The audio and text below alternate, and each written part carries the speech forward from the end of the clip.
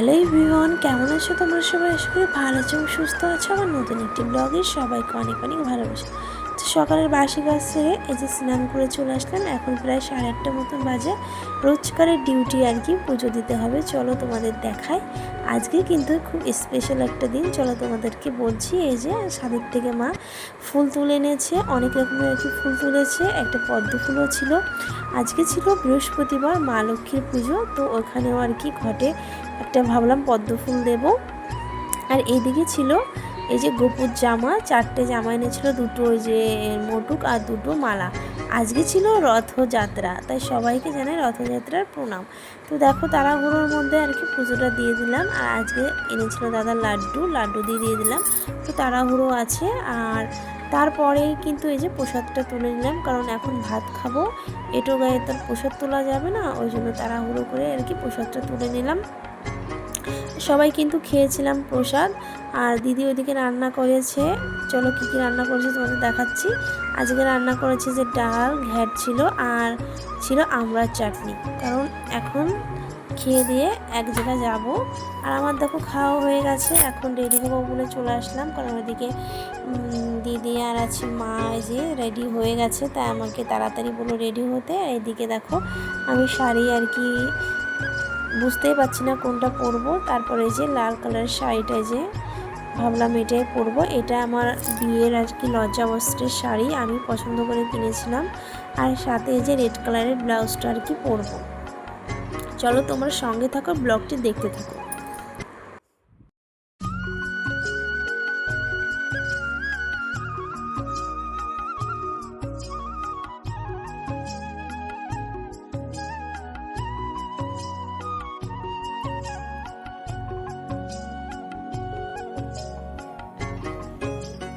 তারপরে যে আলতা পরে নিলাম। সবার কিন্তু পড়া হয়ে গেছে, যেহেতু পুজো বাড়ি যাবো আর কি রথের পুজো দেখতে। আর মা কিন্তু উপোস আছে, ওই জন্য ভাবলাম চলো একটু আলতা পরা যায়। এইদিকে সুন্দর করে একটু ডিজাইন করে নিলাম, একটা ফুল আঁকিয়ে নিলাম। আর আমার পায়ে ওখানে এরকম ঠোসা মতন পড়েছে। আমাকে আলতা ফুল অতটাও ভালো লাগে না, তাও কেমন লাগছে অবশ্যই কিন্তু কমেন্ট করে বলো। তারপর তো আর ভিডিও করতে পারিনি। এই যে সোজা রেডি হয়ে চলে আসলাম, বেরিয়ে পড়লাম।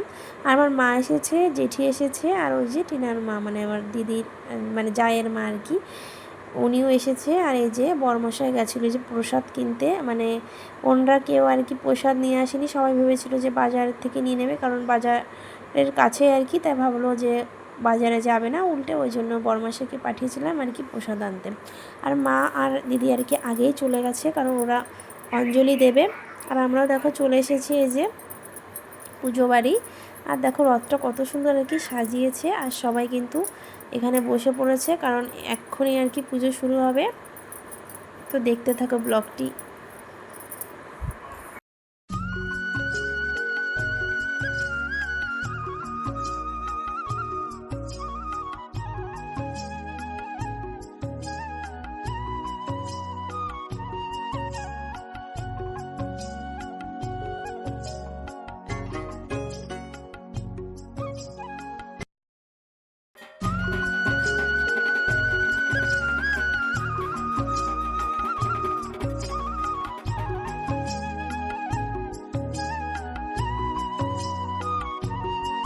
এই ভিডিওটা দেখো, দেখে কিন্তু চোখ জুড়িয়ে যাবে। যে ছোট্ট একটা গপু দেখো, ওর কোলে নীল বর্ণের, কত সুন্দর লাগছে দেখতে। মনে হচ্ছে যে ওর পুরো ভাই।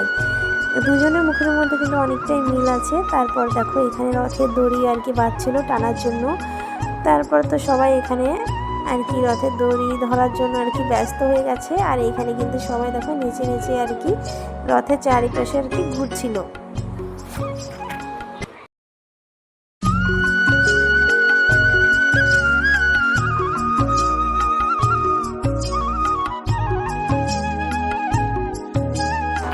মামা শ্বশুর বাড়ি কিন্তু একদম পাশেই ছিল, তাই ভাবলাম চলো সবাই মিলে ঘুরতে আর কি যাওয়া যাক। আর এই দেখো চলে এসেছি। আর এসেই তো দেখো মিঠি আর কি ভাত খাবে, ওই জন্য মামি ওকে যে ভাত বেড়ে দিচ্ছে, কারণ ও অনেক সকালেই খেয়েছে, ওর খিদেও পেয়ে গেছিলো। আর এখানে দেখো আমাদের গাছে কত বাতাবি লেবু ধরেছে, প্রচুর মনে ধরেছিল। আর এই লেবুগুলো কিন্তু খেতে খুবই মিষ্টি, যে একবার খাই সে কিন্তু সহজে এই লেবুর কথা আর কি ভোলে না। আর তোমাদের আরও একটি জিনিস দেখাবো। এই দেখো, এই গাছে না ছিল একটা সাপ আর ছিল একটা টিয়া পাখি। পাখিটা এত জোরে মানে ডাকছিল, আর কি বলবো, তোমরা হয়তো দেখে বুঝতে পারছো না, কিন্তু ক্যামেরায় সেরকমভাবে আর কি বোঝা যাচ্ছে না।